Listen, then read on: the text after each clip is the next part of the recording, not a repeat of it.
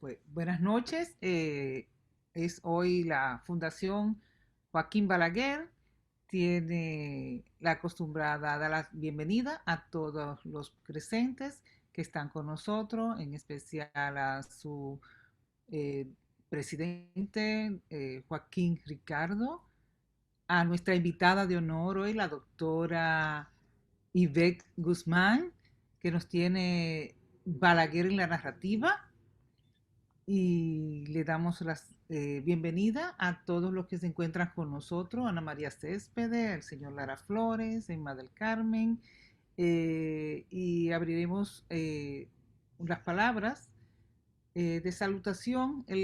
Vamos a excusar a Isael Pérez, que se le ha descargado su teléfono de Editorial Santuario. Como saben todos ustedes, esto es un evento que lo hacemos en conjunto con la Unión de Clubes de Lectura y Editorial Santuario en nombre de la Fundación Joaquín Balaguer. Agradecemos a todos el apoyo y esta noche y voy a hacer directo la presentación de nuestra conferista, la doctora Ivette Guzmán. Voy a leerle a ustedes una pequeña biografía, lo más reducido de ella, que nos puede decir todo ese mar de sabidurías que tiene, que nos trae esta noche con su ponencia Balaguer en la narrativa.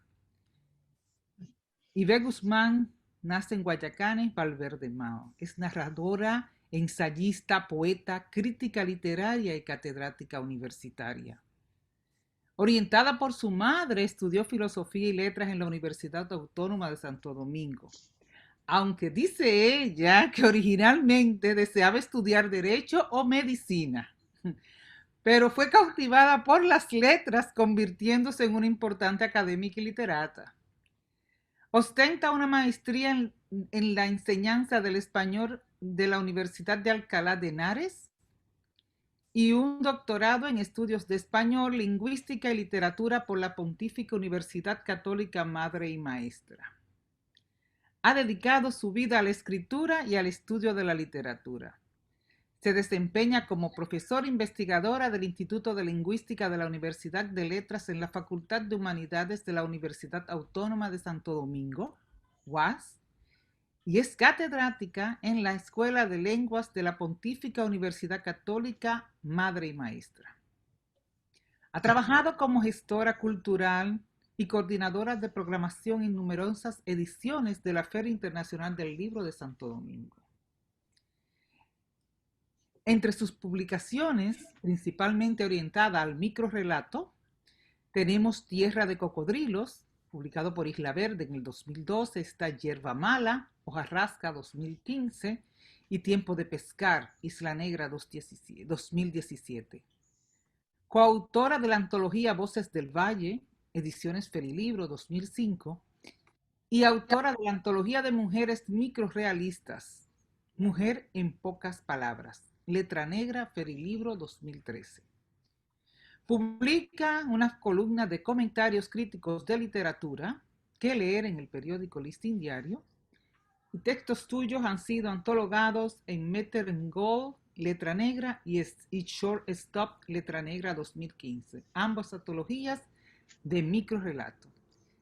Doctora Guzmán, ¿qué más podemos decir para usted esta noche? Y gracias por estar con nosotros. Yo soy la que está agradecida de la invitación y de poder hablar de un intelectual de largo aliento como lo es el doctor Joaquín Balaguer. Yo tengo que decir, además de agradecer la oportunidad, que el nombre de Joaquín Balaguer, a los que somos de mi generación, nos tocó ese presidente del principio de los 90. Yo era una niña cuando el doctor Balaguer era presidente, y una vez recuerdo que buscando siempre los libros de mi papá, que yo le limpiaba para escaparme de hacer los quehaceres del hogar que me tocaban, yo decía, bueno, papi, yo mejor le voy a limpiar el área donde están los libros, y los bajaba todos y comenzaba a limpiarlos y empezaba a hojearlos, y ahí me encontré con uno de los libros de Balaguer. Creo, no recuerdo bien si era La venda transparente o España infinita. Ahí me dirigí a mi papá y le pregunté, papi, ¿quién es? ¿Cómo que él, ese no es el Balaguer que es el presidente?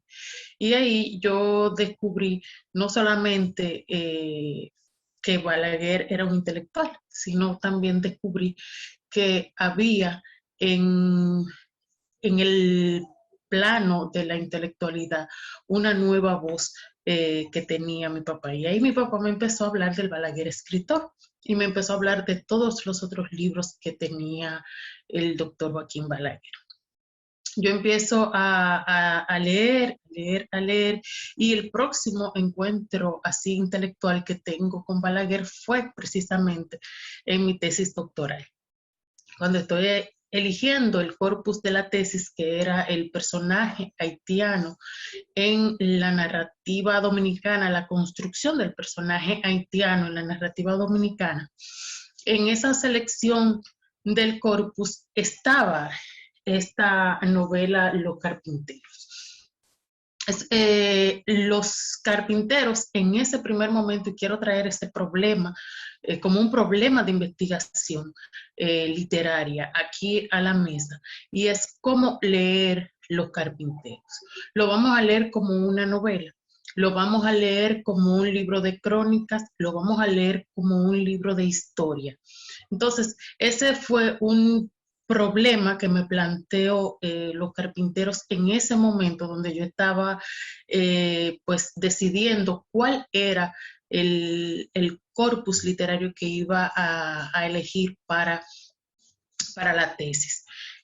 Dado lo que yo creo que esa es la matriz de donde ustedes han generado esta sinergia para conocer y reconocer la obra del doctor Balaguer, dado los escasos estudios críticos que hay sobre su obra y sobre la delimitación del corpus teórico de a qué pertenece cada quien, salvo un poema.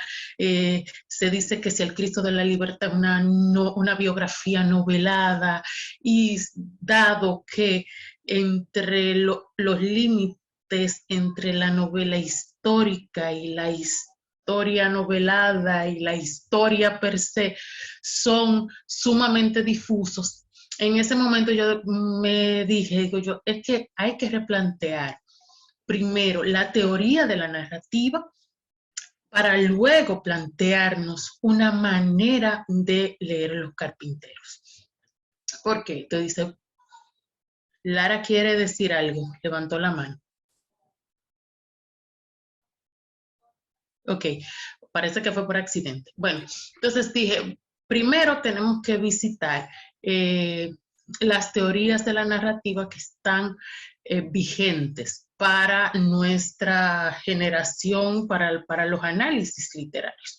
El análisis literario como ciencia es muy reciente, no tiene todavía 200 años. Entonces, bueno, no tiene 150 años. Los estudios científicos sobre la literatura nacen a partir de 1900, entre 1900 hasta hoy, luego de la publicación de la lingüística científica de 1916 de Ferdinand de Saussure. En el mismo 1916 se publica un libro emblemático para los estudios de la novela y para los estudios de la novela histórica, que es este que tengo por aquí, que se llama, aquí está, que se llama Teoría de la novela de Georgi Lukács. En esos momentos, o sea, estamos hablando de hace apenas 105 años, donde todavía el horizonte de la novela y los límites entre la historia y la novela estaban muy difusos. Y comienzo a buscar Y digo, no, es que tenemos que plantearnos la lectura de los carpinteros a partir de la teoría de la novela.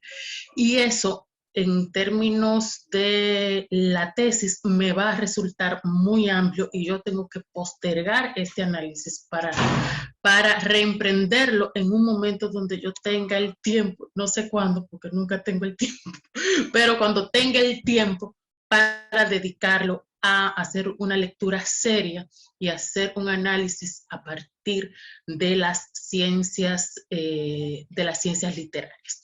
Bueno, se ha dado este momento y he empezado a hacer esa lectura a partir de los planteamientos que tiene tanto la Fundación Balaguer como los familiares del doctor Balaguer de hacer un reconocimiento de su obra creativa. Entonces, me he dicho, digo yo, tenemos que ver qué plantea Lukács, qué plantean los grandes, digamos, teóricos de la narrativa sobre la novela y la narrativa y a partir de allí leer Los Carpinteros. En el plano de esta investigación donde yo estoy hoy, lo voy a tratar por separado. Voy a tratar primero una parte de teoría de la novela y teoría de la narrativa y luego voy a acompañarlos y les voy a pedir que ustedes me acompañen en una lectura guiada, una especie de lectura guiada de mis impresiones sobre Los Carpinteros, dado que la parte analítica está todavía en proceso. Entonces, primero vamos a abordar esta participación, la quiero dividir en estas primeras dos partes. Una primera parte donde abordemos la teoría de la novela, la teoría de la narrativa, sobre todo la teoría de la narrativa de Miek Ball y de Gerard Genet, ¿no? Y de George y la teoría de la novela propiamente dicha y de la novela histórica, que luego George Lucas saca otro libro sobre la novela histórica, de teoría de la novela. Entonces, primero teoría de la narrativa, segundo teoría de la novela y luego una lectura de mis impresiones hasta tanto de Los Carpinteros. Y sobre todo, a partir de ahí me voy a alimentar un poco de las conclusiones que ustedes den a ver cómo nos podemos plantear la lectura y el análisis de este texto narrativo y si cumple o no cumple con las conceptualizaciones o con las otras opiniones que se han dado sobre lo que es o lo que no es una novela. ¿De acuerdo? Entonces, ahí quiero que dividamos la participación en esas dos etapas. Entonces, de la teoría de la novela, yo quiero que pues veamos simplemente dos grandes teorías y no los voy a aburrir mucho leyéndole de esto, solamente dos párrafos. Según Gerard Genet, ¿verdad? Para que una novela sea una novela, para que una narración sea una narración, tienen que intervenir personajes.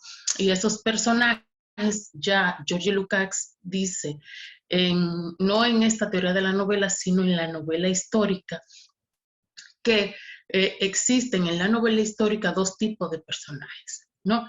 El personaje histórico con un referente histórico, llamémosle realidad real, y el personaje ficticio, llamémosle ese personaje que el autor se inventa para cubrir algunos huecos informativos de su narración. En este caso, en el caso de Los Carpinteros, vamos a ver cuál de esos dos tipos de personajes son los que se encuentran, en los que se encuentra sostenida esa novela. ¿Y qué dice Gerard Genet? Gerard Genet dice que el personaje en la narración y el espacio que le sirve de contexto es la relación entre la visión, el agente que ve y lo que se ve. Y en esta relación es un componente de la historia, parte del contenido narrativo. Se dice que un personaje A contempla al B y de ahí infiere lo que hace el C. Es necesario ver cómo la focalización en la novela es esencial a la hora de determinar la perspectiva desde la cual está siendo descrito y desde dónde está actuando el personaje. Ahora bien, en términos de personajes, en Los Carpinteros, ¿qué es lo que pasa? Nosotros entramos a un prólogo del autor donde él nos dice: Los Carpinteros fue el nombre que se le dio a las partidas en que el general Cirilo de los Santos dividió en dos sus tropas durante las cargas con que asombró al país en los años que siguieron al tiranicidio del 26 de julio de 1899. El ingrediente principal en esas acciones hazañosas se hallaba constituido por la juventud de su promotor y de sus acompañantes. En toda la República, jóvenes salidos de las más diversas capas sociales se siguieron después ese ejemplo y se convirtieron durante varias décadas en el eje de las guerras civiles. Millares de adolescentes se incorporaron a esa matanza nacional para ser triturados por ella como aluviones humanos. Empieza el prólogo. Entonces, cuando comienza la novela, empieza con el parto en el año 1867 y ahí lo que hay es el robo, ¿no?, de un niño. Y empieza, yo les comentaba al inicio que hay una distancia muy difusa o una frontera muy difusa entre un narrador de historia o un historiador y un narrador de historia, porque ambos están muy apegados a la realidad real, como lo llaman algunos teóricos literarios. Entonces, empieza autor, esta presencia del autor, como lo llama Bakhtin, a meterse en los planos del ensayo. Y cómo se mete, hay una especie del autor narrador, que es el que va contando la historia, pero a su vez hay una especie de autor que es también ensayista, que explica al lector lo que está sucediendo en términos pragmáticos y en términos culturales. Hay un autor de narrativa que habla de un narratario, de con quién es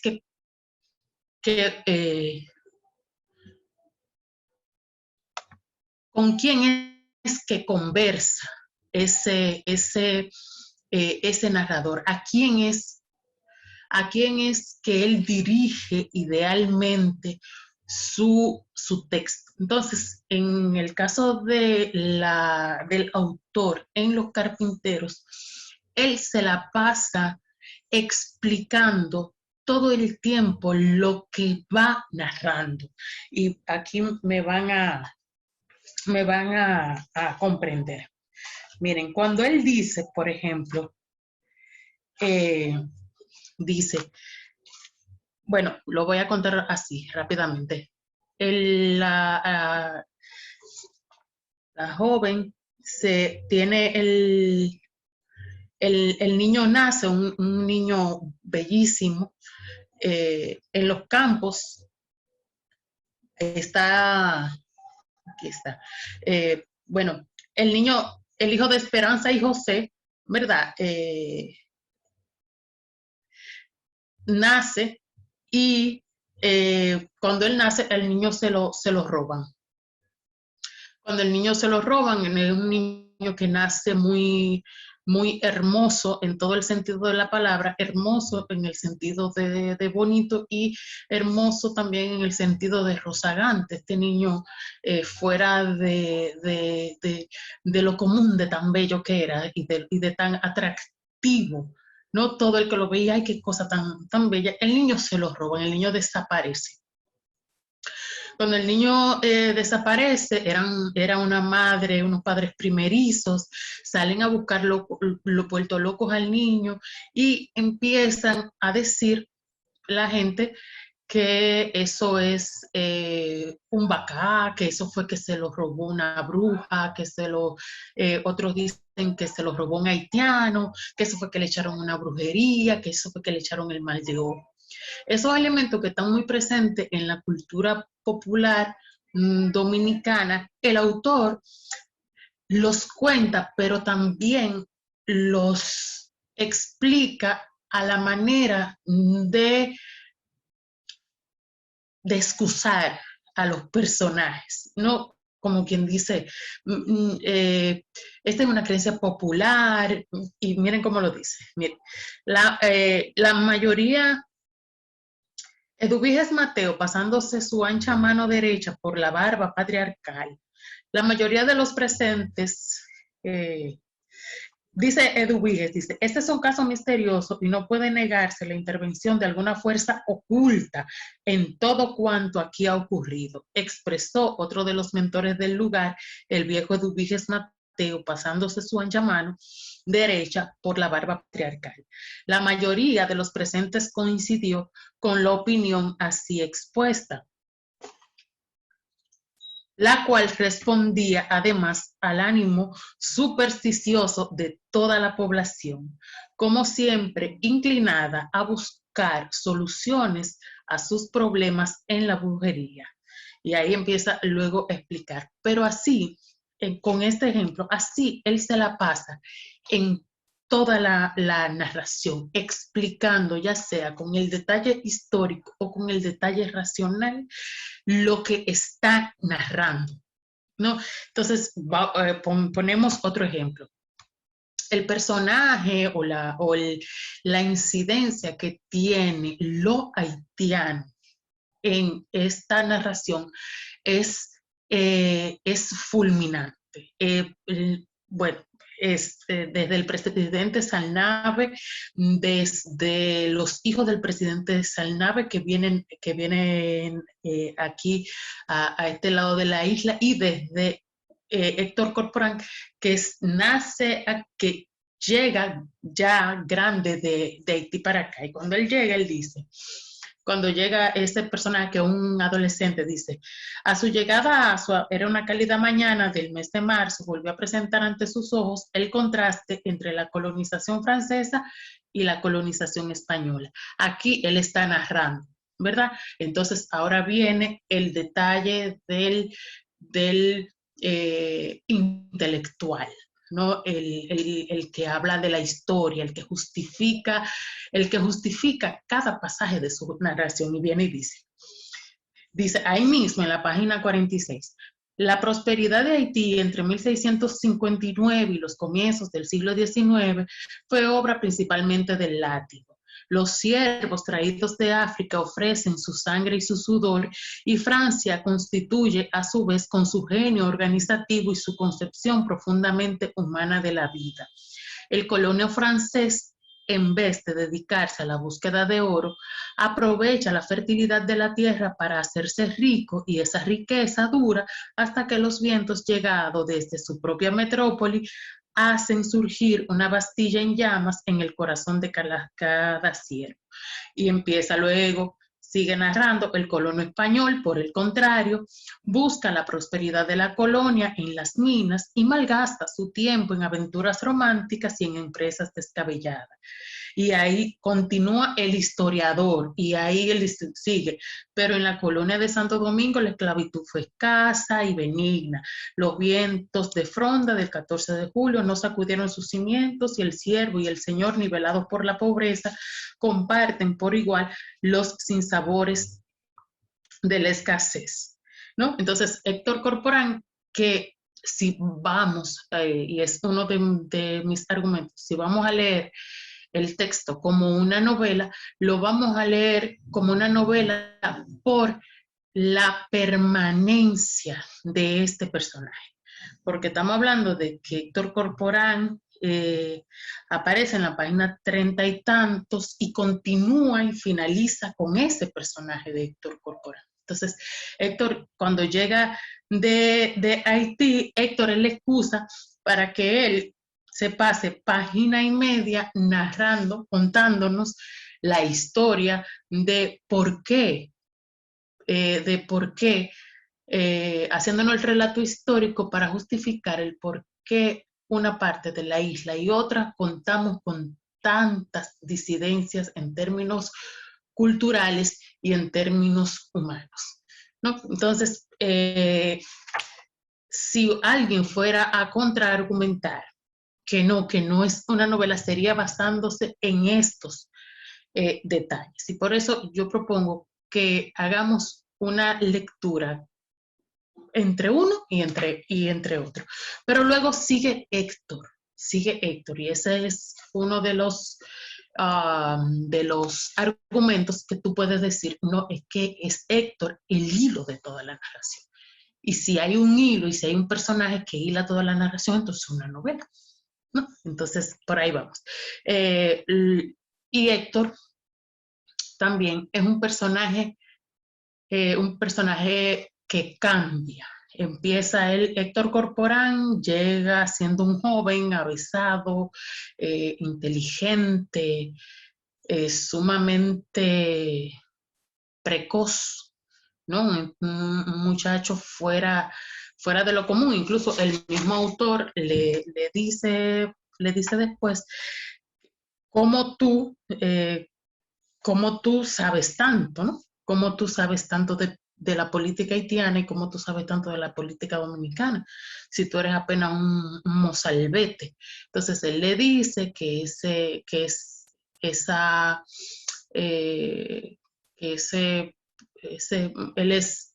él aprendió todo eso porque él escuchaba muchas conversaciones y que le gustaba mucho leer y escribir y tal. Entonces, luego volvemos a ver otros personajes que están presentes de principio a fin. Otra persona que es Juana Ogando. Y la presencia, por ejemplo, de la persona femenina de Juana Ogando. ¿Tú me estás diciendo algo a mí, Elis? No. Ok. Juana Ogando, que es una mujer sumamente bella. Aquí está. Dice,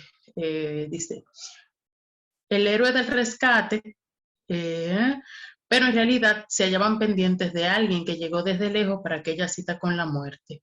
Era Juana Ogando, cuya belleza atraía todas las miradas.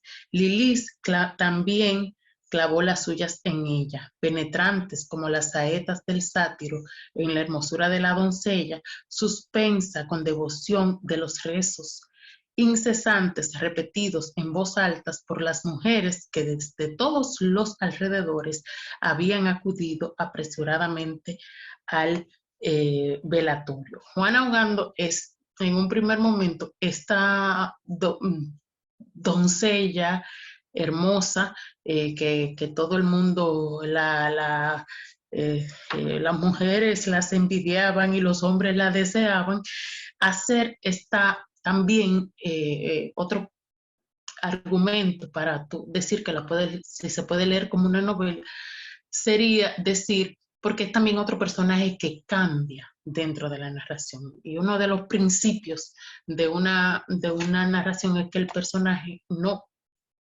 termine como empieza en la narración. Porque luego, cuando Juana se convierte en la amante de Lilis, es una mujer sumamente fuerte que le llega incluso a salvar la vida y el autor un elogio que se le da a toda mujer fuerte, ¿verdad? Es que un elogio bastante machista, ¿no? Eso no parece una mujer, esa mujer parece un hombre. ¿No? Entonces, sigue esta, pero bien interrumpida luego esta narratividad que ya empieza a cobrar vida y que vuelve el intelectual a imponerse. Y entonces se suelta un poco lo de Juana Ogando y Lilis, que uno está como entretenido ahí entre este romance y esta manera de crecer, de evolucionar del personaje, y esta manera de describir a Lili que le decían el untao, porque nunca se le pegaba una bala, que entonces todo esto viene Rian y corta para explicarte el dato histórico. Y entonces, empieza ya la narración de cómo Lilis queda flechado por Ogando. Pero entonces ahí viene Rian y cae a la presencia de Salnave en Santo Domingo. Entonces, dice, y a marcar aquí luego la división política que había aquí entre los partidarios de José María Cabral y los partidarios del otro bando. Entonces dice, viene aquí, dice, cuando llega a Salnave, soy el presidente de Haití y vengo en busca de... Haití está muy presente en estas narraciones. Haití es bueno, ya lo vimos diferencia entre Haití y República Dominicana, porque Héctor Corporán es ese personaje que está de aquel lado y de este lado, ¿no? Y es el emisario, ¿no? Y es el que puede, a través de él, es que vemos los contrastes de ambos países. Llega a Salnave, dice, soy el presidente y vengo en busca de refugio momentáneo a este país amigo. Mi nombre es Sylvain Salnave y desearía pasar la noche aquí para iniciar las primeras horas del día de mi marcha hacia un sitio en que pueda recibir protección de las autoridades legítimas de la República Dominicana. Entonces, ahí empieza luego, viene otra vez ¿verdad? La explicación. Salnave, el nombre de mente ágil, político avesado al trato con toda clase de gente, se dio cuenta de que se trataba de un rayano, nombre que se da a todas las personas nacidas. Siempre él vuelve a esto, ¿no? Es su narratario, la persona con la que él conversa y a la que él le escribe, es una persona culta, pero no es dominicana. No es un lector dominicano, es como un intelectual de otro sitio. Entonces, él le vive explicando cómo son las cosas aquí y por qué son así. Y siempre vive dando esa gala de conocimiento de lo mítico, de lo sociocultural del pueblo dominicano. Y dice, y sigue, entonces le dice que un rayano es el nombre que se le da a todas las personas nacidas al margen de la línea que separa la República Dominicana de Haití y que se expresan con la misma facilidad en creol que en lengua española. Y por ahí, entonces, continúan. Continúa la narración. Luego viene el episodio de David y Goliat, y luego viene el pacto de honor y Ok, entonces vuelve también aquí la explicación histórica. En las provincias del sur se expresa quienes invaden el salón de quien tiene instalado su escritorio y se extiende la revuelta desencadenada por la ambición del general José María Cabral y de otros jefes azules, pero las tropas del gobierno, dirigidas por militares bizarros, fieles a la Constitución y amantes de la paz, mantienen a los rebeldes a la defensiva. Es otra vez intercalando el dato histórico, la explicación argumentativa, la narración, y toda esta riqueza intelectual del autor que siempre está hablándole a ese narratario, ¿no? A ese narratario ideal, que es una persona extranjera que no entiende muy bien lo que pasa aquí. Hay ya cuando uno arriba el conflicto de deberes en el 1872, en la página 95, es para mí el hecho más conmovedor y más terrible que sucede en los carpinteros. Fuera parte de que ya venimos de muchos hechos terribles, estamos hablando de que a un bebé lo secuestran y lo matan. Quien lo tenía era un haitiano. El haitiano lo llevan preso para la capital. Viene el presidente de Haití a la República Dominicana y viene este hecho que fue para mí devastador, ¿no? La verdad es que yo lo leí con suma conmoción y con lágrimas en los ojos. Fue José Barrientos, el padre de Ismael, que era un traidor, y él lo tuvo, le dieron el honor de matar a su hijo. Y él le dice, la conducta de mi hijo expresó al amigo que le transmitió la noticia con aspaviento. Me coloca entre la espada y la pared. Mi amor paternal me impide, por una parte, salir en persecución de mi hijo para aplastarlo con las fuerzas superiores de que dispongo, pero al mismo tiempo no puedo perder de vista el compromiso que hice con el presidente Báez.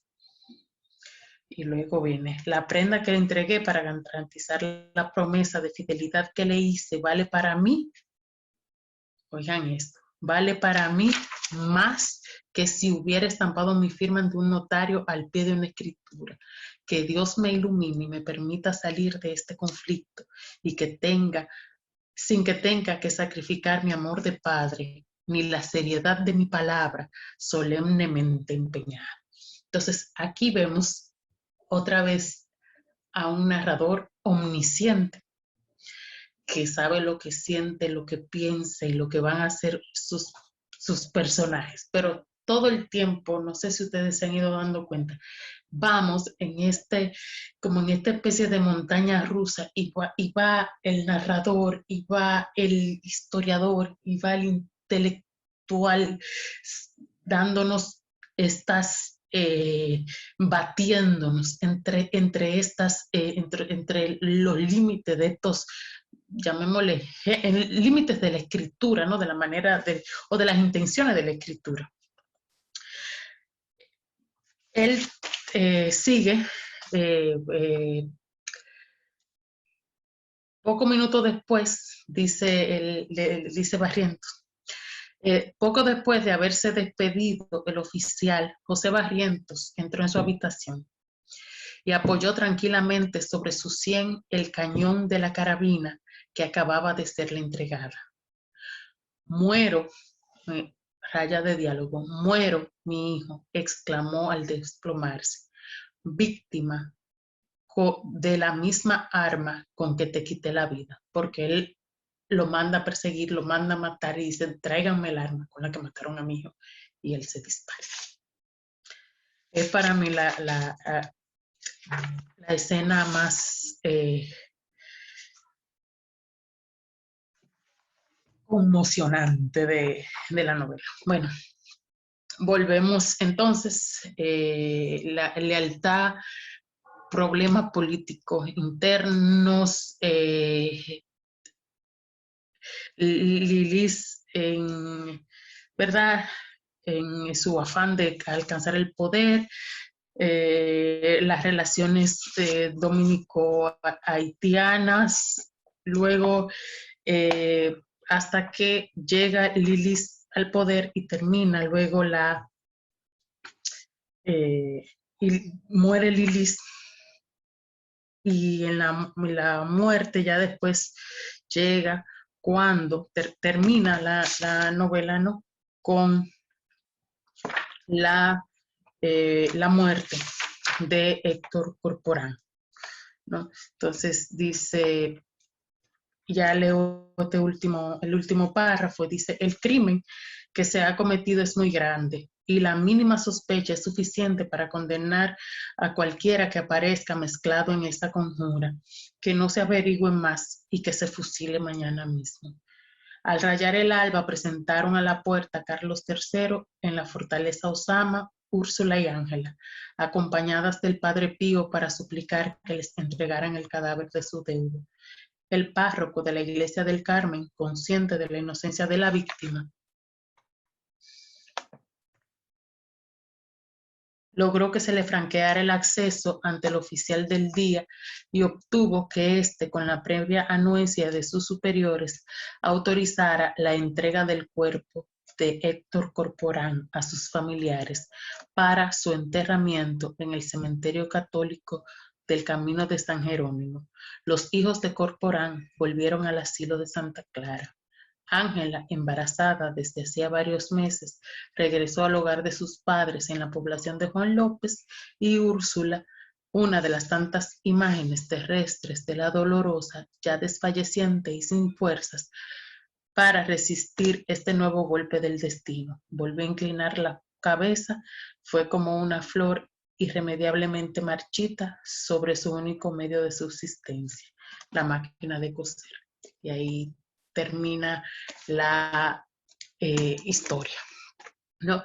Entonces, ¿qué dice Lukács? Y ya para que cerremos, ¿no? ¿Qué dice Lukács de lo que es una novela, de los tipos de narradores? Dice,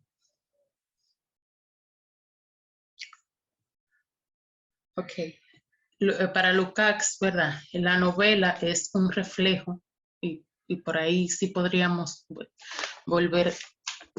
volvemos a la lectura, y ahí sí voy a pedir la ayuda y anuencia de ustedes. Dice, la novela es un reflejo de la sociedad. El libro en que se realiza esta afirmación, ¿verdad?, fue Teoría de la Novela, escrita en el 1916, bajo un fuerte influjo. Esta es una edición de se publica en 1916, pero la versión en habla hispana nosotros la conocemos hasta el 1920. Bajo el fuerte influjo de la teoría filosófica hegeliana para los fines, ¿verdad?, de esta investigación, él define la novela como un hecho literario, al decir que todo escrito, sin importar el género, encarna la visión del mundo de una época determinada, ¿no?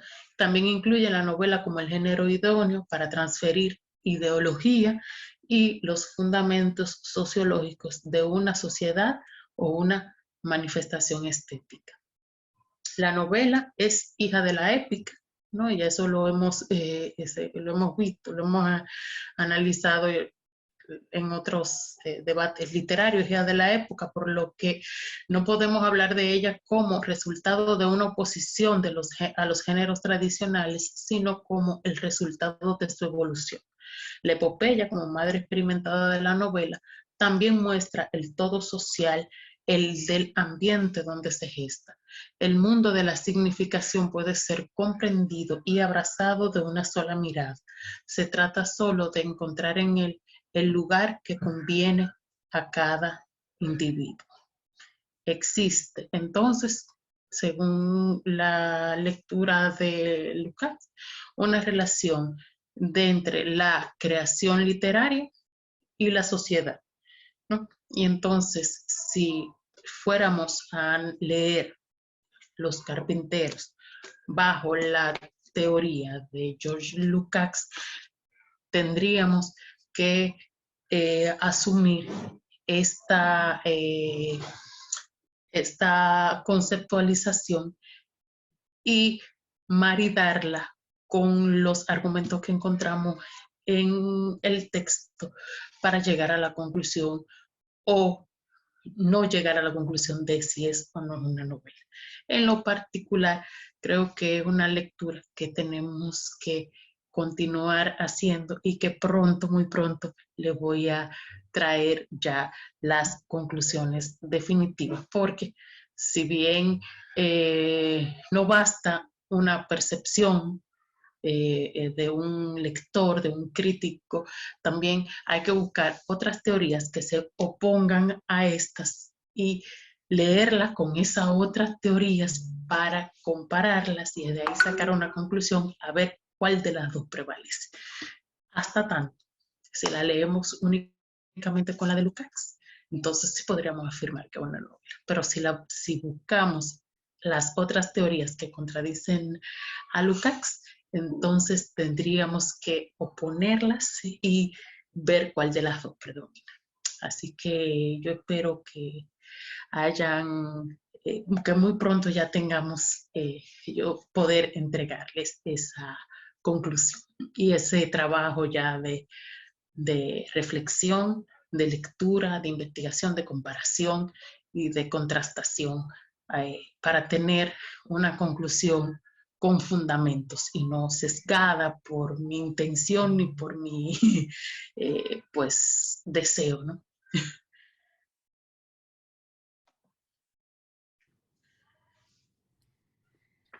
Doctora, gracias. Ha sido magistral. Magistral. Los carpinteros, crónica, historia y novela. Y si nos llevamos de George Lucas, todo evento sin importar el género encarna una obra, una época social. Entonces podríamos decir que es una novela. Exacto. Hasta ahora vamos a pasar, le voy a dar, si no tenemos a alguien, Norma Félix, que está por ahí, ¿tú no tienes una pregunta para ella? Porque sé que es un tema que a ella le apasiona mucho, pero está calladita, vamos a dejarla calladita. Por ahí se escucha ahora. Sí, se escucha, Norma, se escucha. Bueno, pues yo le digo a ustedes que yo sinceramente me ha encantado muchísimo porque yo soy una fiel lectora de los poemas de Balaguer en sí, ese Balaguer escritor. Y lo admiro bastante. Es un escritor fascinante también. Entonces, yo me he leído las obras de él hace un tiempito, pero voy a regresar, porque la verdad es que Balaguer es para regresar. Balaguer, el escritor. Y yo le agradezco mucho a Elizabeth que me haya conectado, porque la verdad que lo había olvidado, perdón, y lo he disfrutado mucho, mucho y prometido volver a su novela, como dices tú, a la novela, ya sea ensayo, y a la poesía. Gracias por darme ese empujoncito que necesitaba. Pero yo tengo todas las obras de él. Para los que no conocen, Norma Félix es una de nuestras grandes poetas que vive en la diáspora. Vive aquí en Nueva York, muy querida por todos y es una persona que ha sido muy estudiosa en cuanto a eso de análisis y crítico, es muy buena en cuanto a sus lecturas y sus análisis. Así que gracias, Norma, por encontrarte con nosotros y reencontrar. Yo creo que alguien está aquí, quiere hacer alguna otra pregunta.